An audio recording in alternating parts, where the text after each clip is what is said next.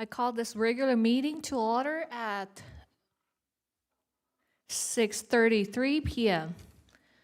Pledge of Allegiance will be led by Commissioner Duong.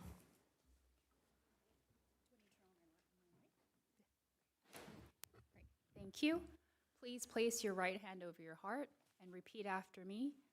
I pledge allegiance to the flag of the United States of America and to the republic for which it stands, indivisible, one nation, under God, indivisible, with liberty and justice for all. Thank you. Mei-Ling, please call the roll.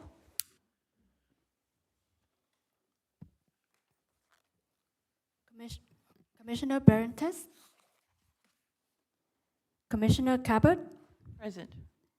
Commissioner Horta, Vice Chair Dong, Present. Chair Share, Present. Approval of the agenda order. Are there any objections to the agenda order? Hearing none, the agenda order is approved. We will now have a few announcements by Community Service Manager Matthew Morales-Stevens.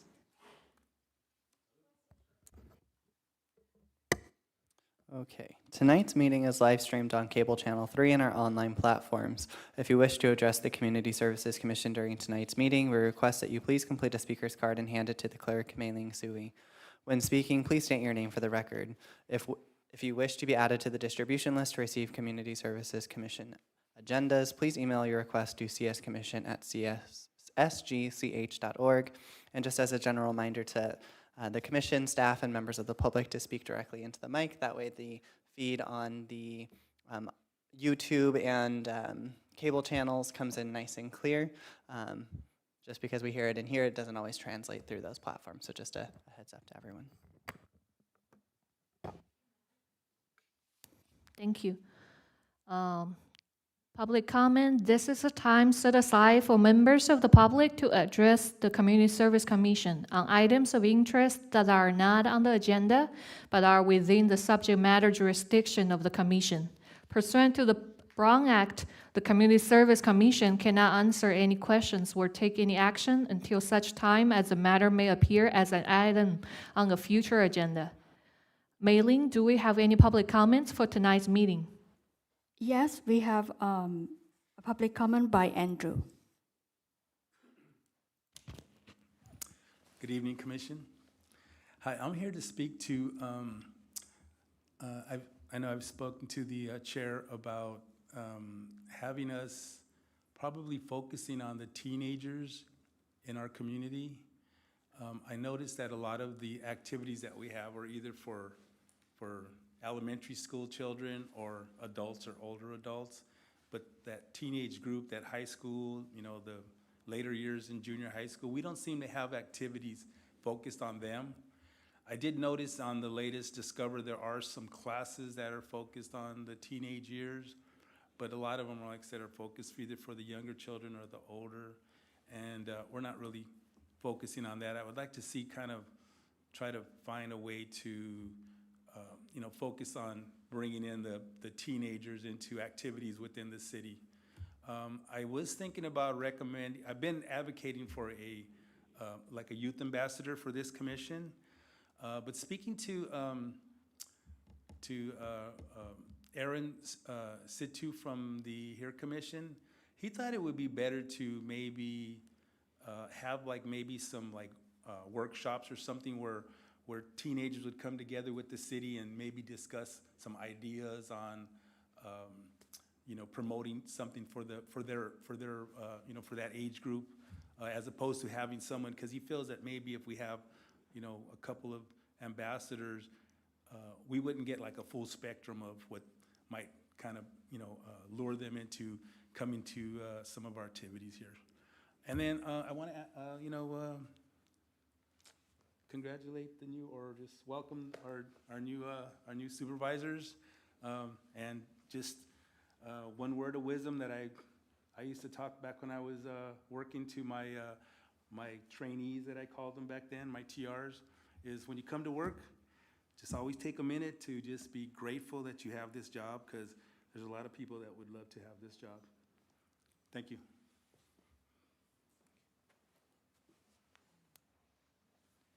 Do we have any more public comment?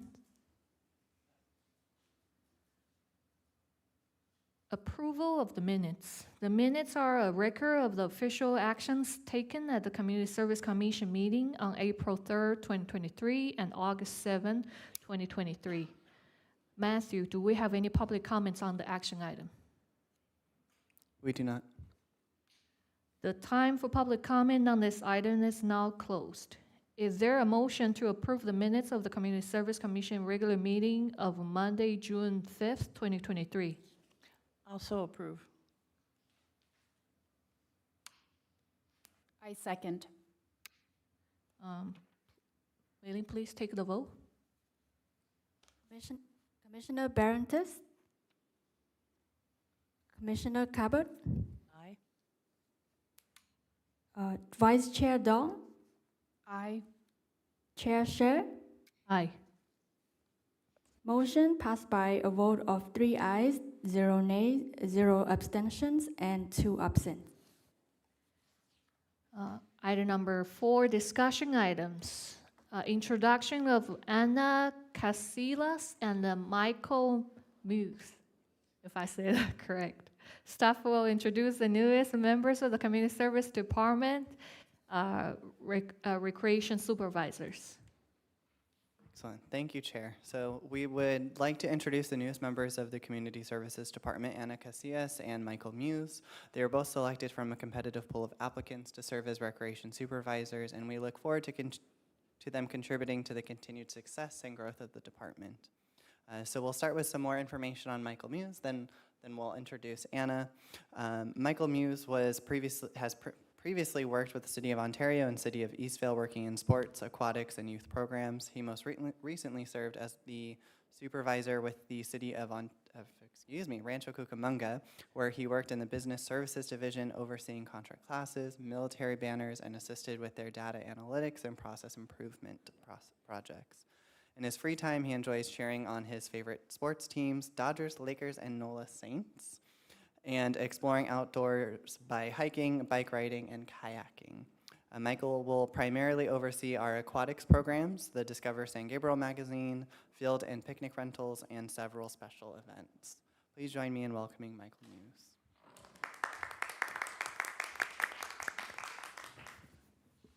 Hi, good evening, Honorable Chair and Honorable Commissioners. I just want to thank you for the opportunity. Very excited to join a team that is hardworking and really works together to provide services for the community.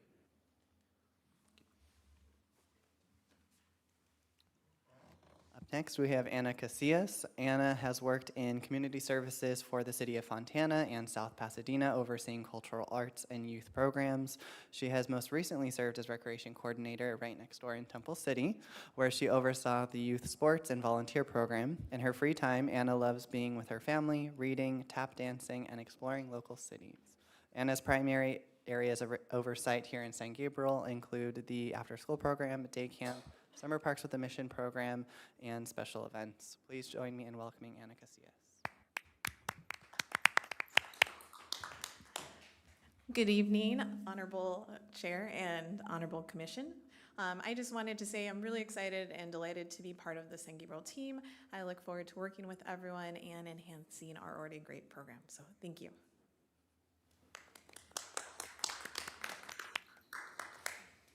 Welcome. We're looking forward to work with both of you in the future, and hopefully we see more creative programs for our community.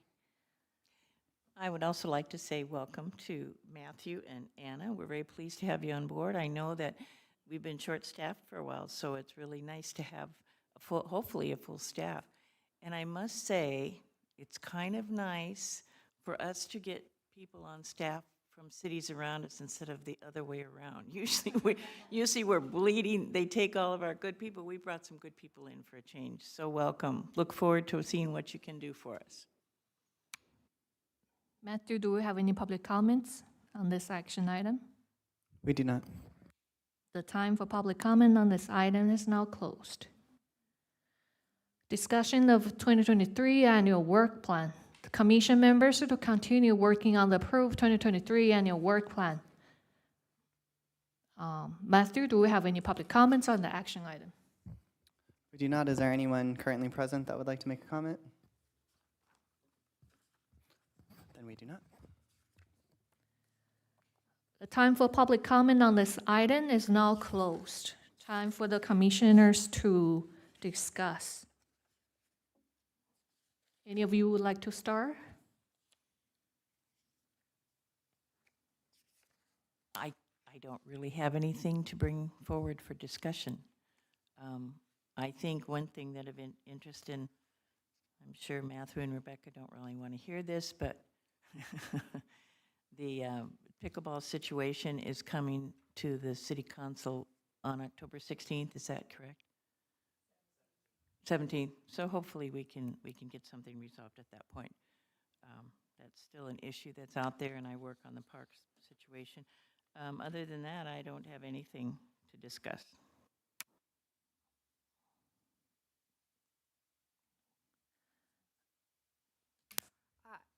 If we are talking about the annual work plan and it is October already, will the November meeting include an outline of the 2024 work plan? And what are the thoughts about how we should engage as commissioners in helping to design that? Yeah, so the next meeting in November will essentially take your work plan, show you kind of the progress that you've made so far and what still is pending. And then as a commission, if there's items that you would like to see on the 2024 work plan, that next meeting would be the time to bring it forward for discussion. If there's a general consensus that it should be included, then we'll make the updates and then you'll hopefully approve it at the December meeting. If for some reason that you need some more discussion time, then we'll do another meeting in December and then take the vote in January. So it sounds like November is really the meeting where we will get into the meat of the work plan for next year and vote on the work plan in December.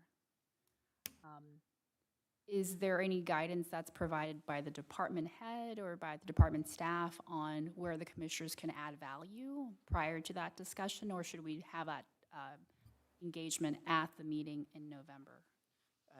That would be at the meeting in November. So let's say there's a couple of items that you would like to see, then we can provide some guidance as far as if it's feasible, or should that be something that needs council's approval for either a budget purpose, or if it's kind of outside of our department parameters or outside of the parameters of the commission, will provide that guidance at that time.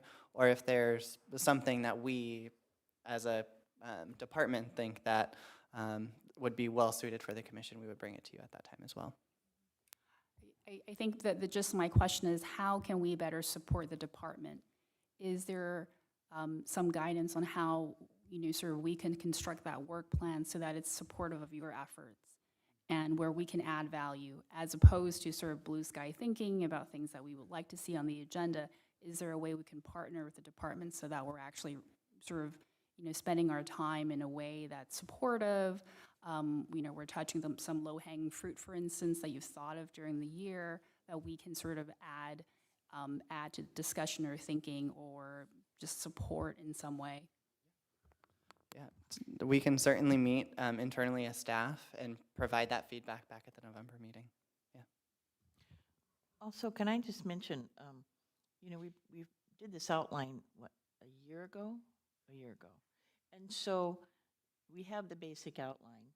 Anything I think we do now would be just like maybe inserting a few things or saying, okay, this project is at a good stopping point, or this project we just need to carry over for another year. So if you go through, I don't know if it's here, if you go through our annual work plan that we did set up, it's definitely a good outline and starting point. And I think what you said is a very good idea. Matthew's always willing to talk to you about things as his staff. And if you think of ways that we can insert improvements in that particular one, we don't have to, what I'm saying is we don't have to start from zero on this. We don't have to reinvent the wheel. We don't have to start a whole new outline. we can take what we have and just see how we need to improve it for next year. Don't you agree, Matthew? Yeah, I think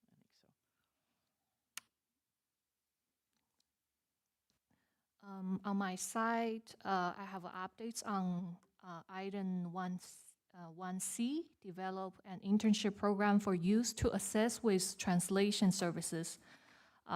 We had a orientation with Matthew at the community service office on August 23, I'm sorry. There was only one student showed up from the local high school, but from the conversation we had with the interviewer, we think he was pretty qualified, and we can start with him to get used to this program and then see where we can improve, or just to get used to it, and then later maybe we can expand the programs to a bigger scale. So Matthew, would you mind share more information about this? So our volunteer's first day was today, just less than an hour ago is when he finished up. I will say that it is a very green program, meaning it's not something that we've offered before. So we have a variety of volunteer programs in the city, but nothing this specific and in the office. So that's kind of another change. So we currently have a vacant work area that this volunteer is working from, and we're still in developing the program with him along the way. As someone who only speaks English, it makes it somewhat difficult to get the nuances of how it would work best for the individual that's actually doing the translation. So we worked through a lot of that today. Luckily, he was patient, and we came up with a plan of what that could look like. He was able to get through translating 3 of our senior program flyers in a very short period of time. He was there for about an hour and a half. And so from there, it will get emailed to Chair Shea to review. So as far as the accuracy of all of the information that was translated, I'll have more update at the next meeting. But essentially, he'll be coming in every Monday and doing the exact same thing that he did today, and I'm sure he'll be even more productive the more comfortable he gets with working with us. We have a lot of flyers that we push out and marketing materials through our senior programs, but since our budget is a bit smaller and it's not targeting as broad of an audience to justify the lengthy translation process, I think this will be a huge added bonus to our senior programs that are already growing. So hopefully we'll be able to hit that other population that we haven't been able to by only producing marketing materials in English. So I'll have more updates at the next meeting, but we're off to a great start. And while it was only the one person, I think it was a very informative and informal orientation for him. So I don't know how many people would be able to have a one-on-one essentially with the chair of a commission. So I think it allowed him that opportunity as well. But I don't think it scared him on that one-on-one, which was interesting to see. So all in all, off to a great start. Right. Thank you, Matthew. We're looking forward to the progress. Other than that, Just piggyback on your comment, because you're really interested in translations. Jennifer Tang, who's the assistant to Assemblyman Mike Fong, I saw her at an event, I think, last week, right after the Assembly quit for the year, and she was all excited because they had just passed a bill, his office and she were responsible, that it will now be required, this will be the city, this won't be our department, to have translators on hand for emergencies. Like if we have, an earthquake or a bad emergency, they need to have some type of translation so people understand what their options are, how to get help or where to go for this. And that's all I know. I'm sorry. It's HR something because it's House bill, but it has to do with making sure that when we have serious events, such as earthquakes or floods or fires, that people get notification in their particular language. I have no idea how it's going to sit down. I don't want to scare you that you have to do this. It would be the city, and I'm not sure when it's going to be. It'll probably be another year, I'm sure, before that comes into effect. But I notice she always wants to make sure everybody there's translation. So that's just a little tidbit I thought I'd share. I'll check with them next time when I saw her. Yeah. See how it goes. Other than that, I don't have any updates on the work plan. Let's move forward. Monthly department report. Staff will present the monthly department report pertaining to departmental programming.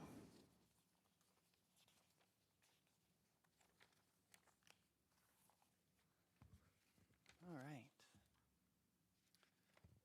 So for our older adult programs, we are continuing our partnership with YWCA of San Gabriel Valley to provide our special luncheons and still working in ones that we are offering directly through the city in partnership with them in a different way than we were last year.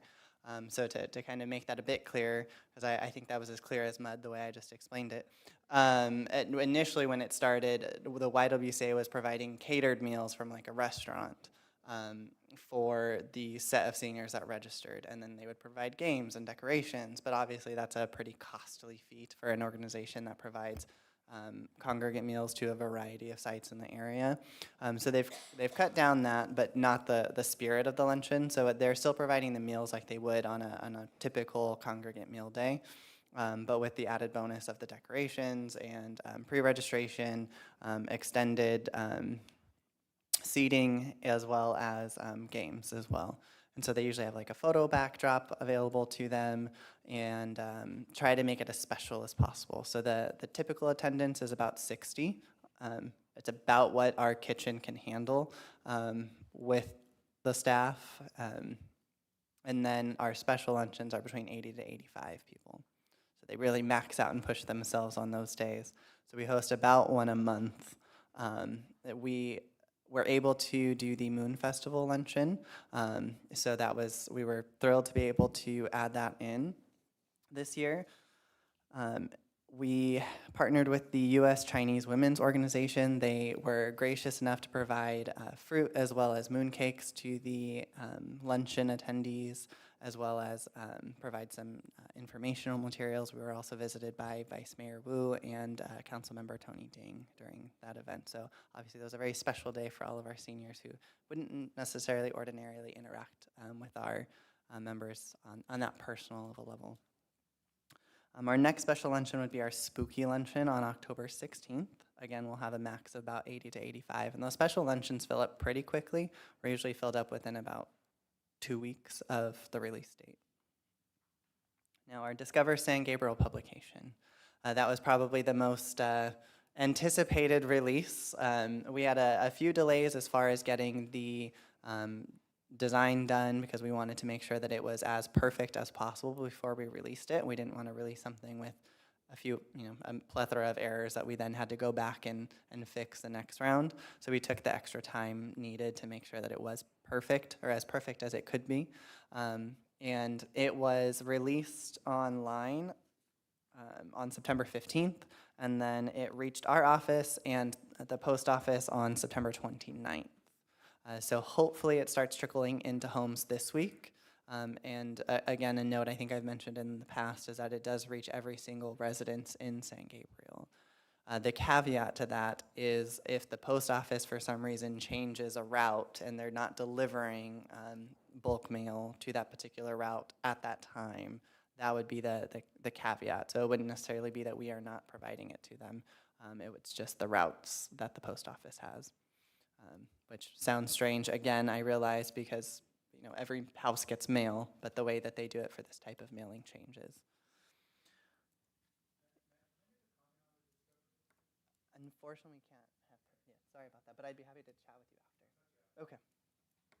And then our special events, Dia de los Muertos will be coming up on November 2nd. It will have a similar feel as it did last year with some added components. It will only be from 6 to 8:30. We wanted to keep it as intimate and to the true spirit of the holiday. It will be in the Mission Playhouse with 2 performances on stage, one by Los Colibrí and one by Ballet Folklórico. It'll be a half-hour performance by the Ballet Folklórico group, and then an hour and 15-minute by the the singing group would be the best way to put it. There'll be about 8 ladies on stage, so hopefully it'll be a pretty impactful performance. And of course, the Ballet Folklórico group has attended a variety of our events, so I'm sure the community is already familiar with them. We do encourage people to submit photos to the community altar. Our staff will prepare all of that and have it ready for people to view on the day of the event. And the most exciting part that we've been able to secure is the partnership with El Pavo. So they'll be coming out and set up in the Loja area and have kind of ready to grab. They are for purchase, but ready to grab items for people during the kind of designated time. So the first half hour of the event, or 15 minutes to half hour, I'd have to double check, is designated just for people to grab food, kind of relax and enjoy the community altar and reflect. And then the first performance is a half hour followed by a 15-minute additional break period where they can enjoy the altar and the refreshments again. And then we wrap up the night with that final performance. Some of the items that El Pavo will be offering will be tamales, pan dulce, café de olla, and Mexican hot chocolate. So the full lineup of items is on our website, so if anyone's interested, you're welcome to take a look on there. Next is our Fall Fun Festival, which is our annual event that takes place the Friday before Halloween, so in this case the 27th of October from 5 to 9. We've already received a large turnout of community groups, thanks in large part to Mei Ling for reaching out to the community groups so far in advance. So they are the ones that offer the trunk or treat as well as the game booths. We have, I think, a lot more trunk or treat booths versus the community booths, right?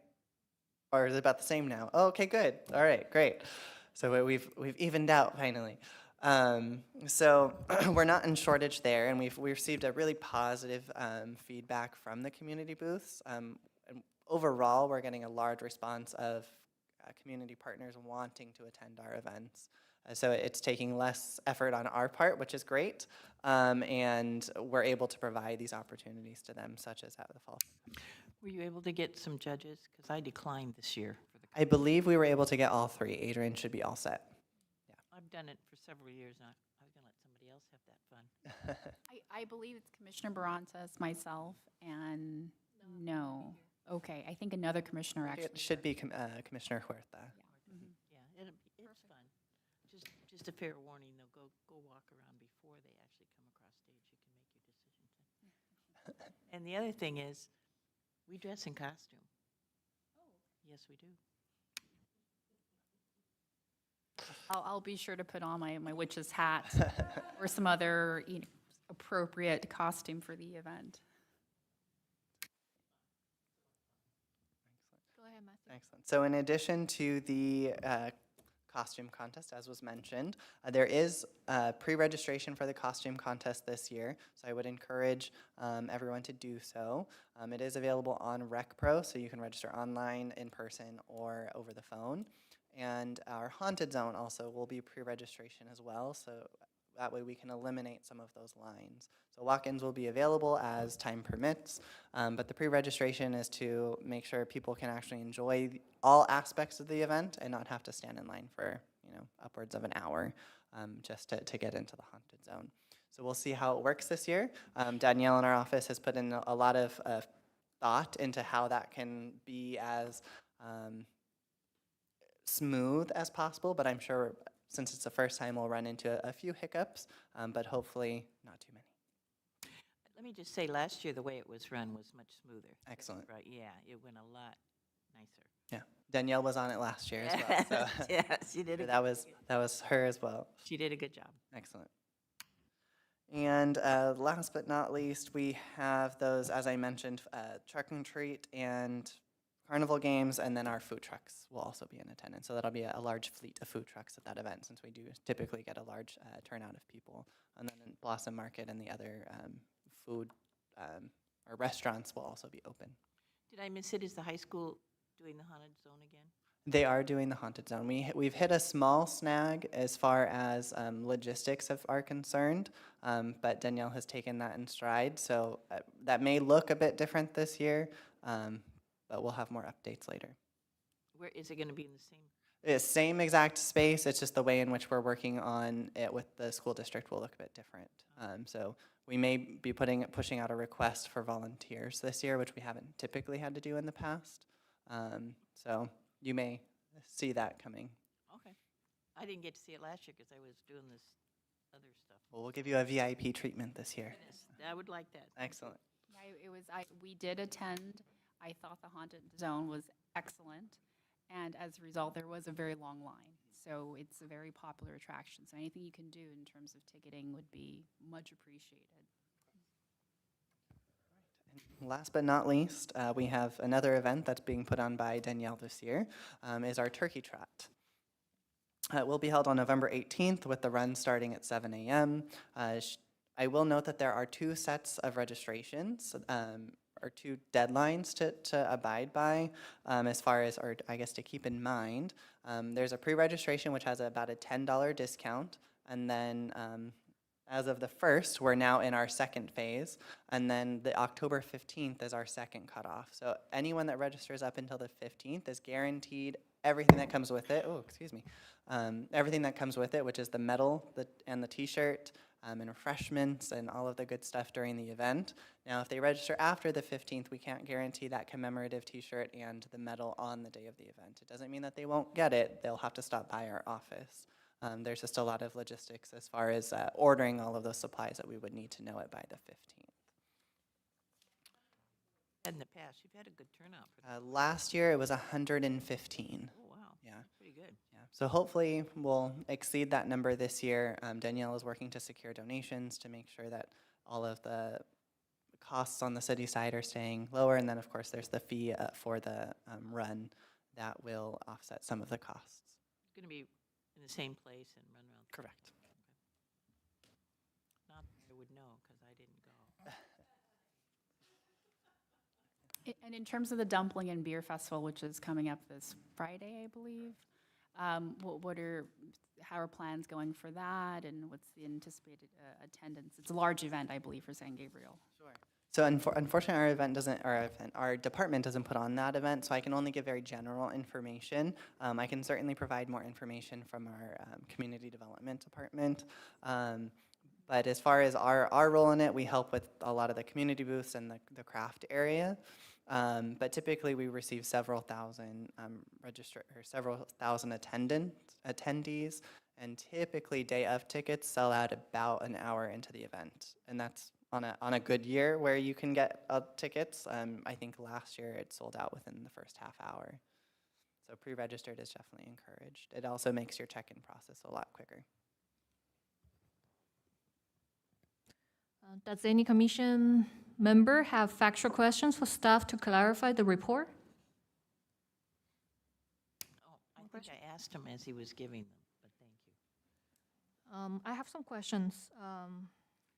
The event on November 2nd, Dia de how to say it? Las Muertas. Are we going to have a booth? We can certainly make one available. I would somewhat caution on that event. We will have a small table of general information, but it is somewhat more of a somber feel because people are celebrating the life of their loved one that has passed on. So we would likely, if we do have a booth where there's surveys or a livelier feel, we'd likely want to put that outside of even the loggia area to make sure that we're being respectful of those that are in the lobby. So that would be the only caveat. So I guess to answer your question, there will be a small booth, but if we want to make it bigger, we'll just need to have a further discussion about it. Right. That sounds fine. And then as far as haunted zone, who are the students from last year? Are they from Gabrielino or? Correct. They're from Gabrielino High School. They're usually part of I believe it's the theater club or class that really usually rallies around Unfortunately, the lead has passed away from Gabrielino, so and we're trying to be respectful of this transitionary phase and not push the school into filling his shoes, because he was certainly the driving force in what started the haunted zone and has been the heart in as far as the design and getting people really excited about it. So that's of course made it challenging on our end, but Danielle will be pushing through with that. So that's where we may be looking for additional volunteers above and beyond, Okay. because it'll make contacting them a bit more difficult than in years past. Okay. Let me know if you need extra help. Maybe we can look for other students in the area. That would be great. And and also for the turkey trot, I remember we did the medal awarding last year. Do you need volunteers to do that? We do. That would be great. So if we could have 3 to 4 commissioners that are willing and able and available that early in the morning, that would be great. How early are you talking for medals? I mean, you say 6 o'clock to register. I don't do 6 o'clock on a Saturday because I don't have to get up to go to work. I completely understand that. I don't do 6 a.m. either on a Saturday unless I absolutely have to. So the races start at 7. I would need to double check the time, but I believe it's closer to 9 is when all of that will be happening. And so the need would be just for that time period. I don't think you would need to be there unless you wanted to at the very start of the race. Right. Because they have different sections, like kids 1K, 5K walk and run. And so different people are arriving at a different time. And they're starting at different time too. It's staggered. See, Mhm. therein lies the rub. Right? Okay. And then also for dumpling and beer, probably not to have a booth for our commission, right? Yeah, you're going to get pretty. Excuse me. Sorry. You're going to get pretty skewed results because a large number of the attendees come from outside of the city, Right. and the population is much more narrow as far as the population that attends versus our other community events. Right. And a lot of people just coming for the bear garden. Correct. I heard we have a lot of vendors this year. Do you have any? Potentially, Number. Rebecca has some updates from executive team meetings, but unfortunately, I don't have anything. Yeah. Okay. But we can certainly provide kind of a small recap after the event. Right. I'm not so sorry. That's not helpful leading up to the event, but Yeah, because every year it feels different. And I remember like 2 years ago it was a huge turnout, but then last year it wasn't so good. So I really not certain how this year is gonna be, and just worried if we have too many vendors and how they will feel, right, when the attendance is not so good.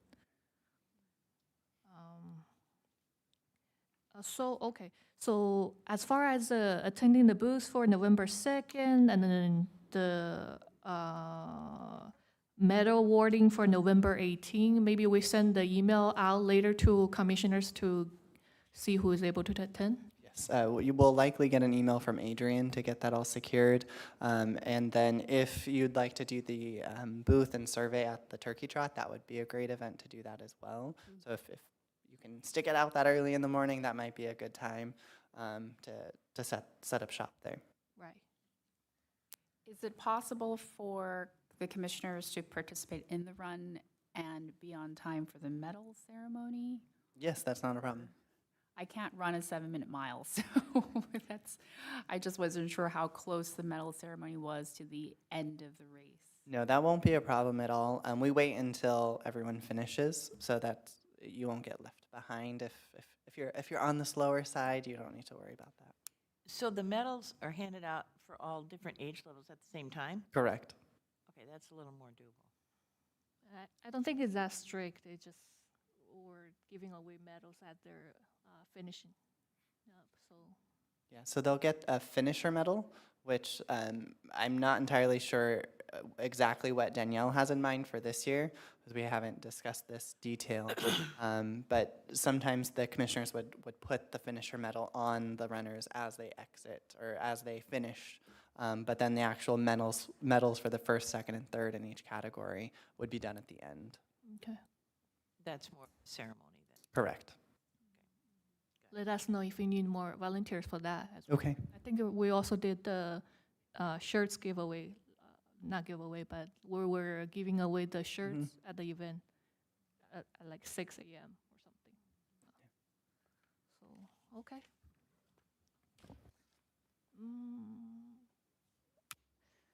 Matthew, do we have any public comment on the action item? We do not. The time for public comment on this item is now closed. Commission reports. Each commissioner may address the Community Service Commission and public on matters of general information and concern. This is also the time for commissioners to report on conferences and meetings they have attended. Let's start with Commissioner Cabot. The only city meeting that I've attended is the one where we had to attend about the Brown Commission, and that's required every 2 years. I think you were there. That's about it for me. I am looking forward to all the events that are coming up. We're going to be really busy for the next couple months. They're all fun events as well. Specifically, the Halloween one is particularly fun. It's fun to dress up, get candy. What's wrong with that? 6 o'clock in the morning for a turkey trot? No, that's not going to happen with me. I might make it for 9 o'clock to pass out medals, but I know it's a nice event. And thank you again for our staff to doing all this hard work, because I know that you really put in a lot of hours and a lot of time, and it is a lot of work, and we do appreciate it. Thank you. Commissioner Dong? I think in the future, in terms of having the work plan laid out for 2024, this would be a really good area for the commissioners to report back on the developments in their area of the work plan. I think that they're, apart from attending the Brown ethics meeting that's required, there hasn't been a lot of sort of guidance on how we can better support the efforts of the commission on some of the objectives in the work plan. So it's been a little bit hard to understand what meetings we should be participating in, especially because it seems to also conflict with what we've heard during the Brown Act presentation, which is we can't meet together as commission without there being a public meeting. So I'm struggling to decide or, sort of think through how I can help and, be added value to the commission as opposed to, sort of talking around the work plan and not knowing how to action on that work plan. As far as myself, I already mentioned that on August 23, we attend the orientation for the translation program. On September 23, I attended the Asian Youth Center 32 anniversary and award gala at St. Gabriel Sheraton. And on September 23, I attended the Lizent Autumn Art Fair at the LA Art District. They had a Moon Festival celebration at one of the art gallery, and then they were able to offer some traditional outfit for the attendees and also some interesting art crafts from the ancient time. So it was a really interesting event and gave me good ideas for some events we would like to do in the future. On September 30, I went to PV to watch the film screening. The name is To Climb a Gold Mountain, which is an Emmy Award film documentary about the Asian American first generation, like 150 years ago, how they were suffering in the beginning with discrimination, then how those Asian leaders, they were able to stand up and then fight for the equal rights. And it was a really interesting documentary. I recommend everybody to give it a try, and then I would like to see if I can bring that documentary to San Gabriel City, since we have a big population of Asian community, and I would like to see if we can collaborate somehow to bring this documentary in here. That concludes my report. Staff comments. Staff members have the opportunity to address the commission and public on matters of general information and concern. All right, thank you. Adjournment. The next regular Community Service Commission meeting will be held on Monday, November 7, 2023 at 6:30 p.m. Information regarding matters to be considered at each meeting will be available on the Friday before the Community Service Commission meeting on the city's website at www.sangabrielcity.com. This regular meeting is now adjourned at 7:19 p.m. I just, actually, one comment about that. I believe it's November 6th is the Monday, or are we rescheduling to a Tuesday? Oh, okay. So Sorry, that was my error. It's the we'll be on a 6th. Monday then. Correct.